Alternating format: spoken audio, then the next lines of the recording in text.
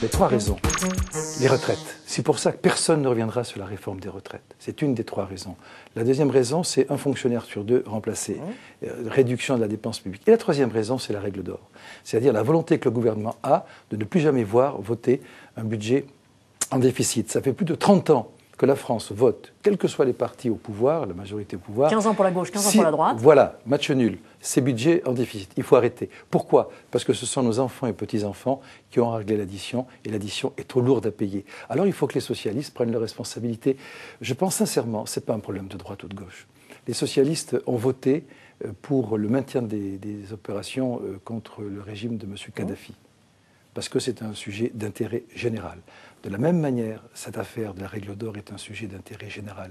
Il ne doit pas être un clivage partisan entre la gauche et la droite.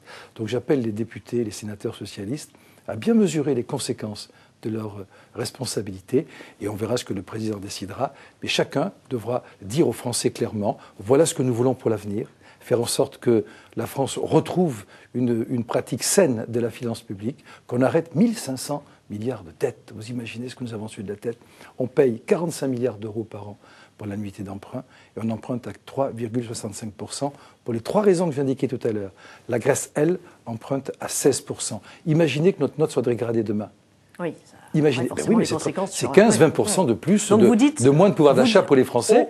C'est aux socialistes, c'est à l'opposition. Le message subliminal, c'est de dire si les socialistes votent contre, de ils prennent la responsabilité. responsabilité.